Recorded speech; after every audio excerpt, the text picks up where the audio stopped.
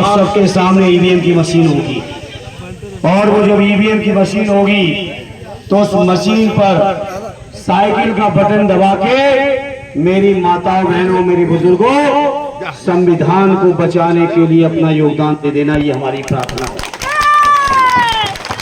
क्योंकि देश का संविधान भी खतरे में, लोकतंत्र भी खतरे में। बीजेपी के लोग तानाशाही लाना चाहते हैं। आर्य अखिलेश यादव जी, आर्य राहुल गांधी जी, समाजवादी पार्टी, इंडिया गठबंधन, सारे लोग मिलकर हर हाल में हम लोग संविधान को बचाना चाहते हैं।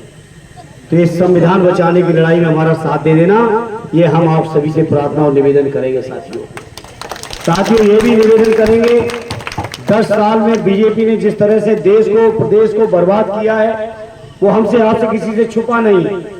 हमारे नौजवानों को गुमराह किया रोजगार के नाम पर। अगर मोदी जी की बात में जरा भी सच्चाई होती तो अब तक 20 करोड़ नौजवानों को रोजगार मिले होते, महंगाई कम हो चुकी होती और भी बहुत सारी सहूलियतें मिली होती अगर उनकी बात में सच्चाई होती। लेकिन ये बीजेपी की बात में कोई दम नहीं रह गई, कोई बात इनकी सच नहीं है। और इसीलिए मैं आज आपसे निवेदन करूंगा कि अब भारतीय जनता पार्टी का सफाया आने वाली 25 तारीख को आप सब मिलकर कर देंगे।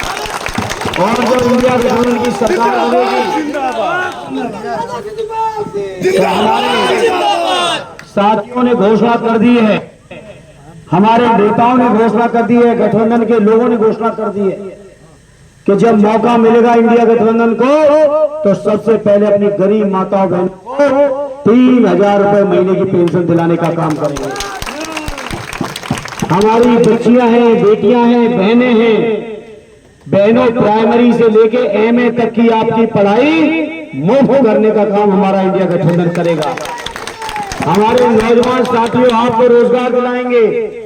मैं समझता हूं आजमगढ़ के क्रांतिकारी नौजवान फौज में भर्ती होकर अपना गौरव महसूस करते हैं, लेकिन अग्निवीर की योजना ने हमारे नौजवानों का, फौजी भाइयों का मनोबल गिरा दिया है। इसलिए माननीय अखिलेश जी ने घोषणा कर दी है कि दिल्ली की सरकार बदलते ही अग्निवीर की योजना खत्म होगी और एक बार जो फौजी भर्ती होगा उसको पूरे जीवन पे दूसरी नौकरी की जरूरत नहीं पड़ेगी। ऐसा इंतजाम इंडिया गठबंधन वाले करेंगे। साथियों ये जो बीजेपी के पेपर लीक वाले लोग हैं, मैं बड़ी जिम्मेदारी से कहता हूं ये paper leak Bharatiya Janata party के लोग स्वयं करवा रहे हैं।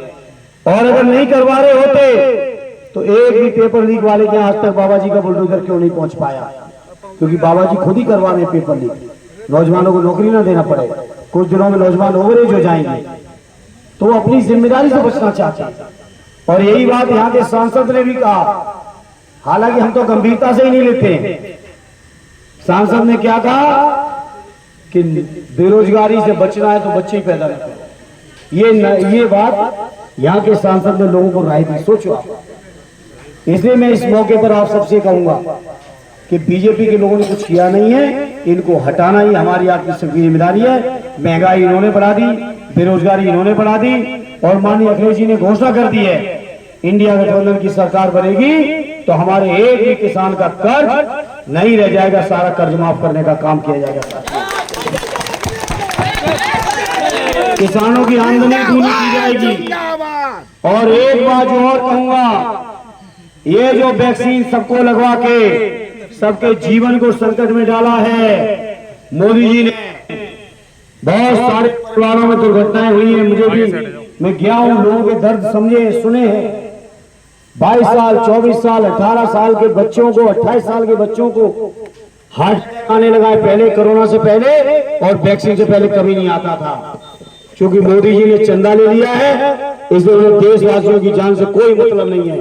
तो जिन्होंने हमारे बच्चों को, हमारे परिवारों को, जीवन को संकट में डाल दिया है, ऐसे लोगों की राजनीति को संकट में डालना हम सबका कर्तव्य बनता है। इसलिए इस मौके पर मैं आप सभी से निवेदन करूंगा, हम लोग अपने कर्तव्य को निभा के बीजेपी को सबक सिखाने का काम करें। बहुत बहुत धन्यवाद। जय हिंद, जय भारत।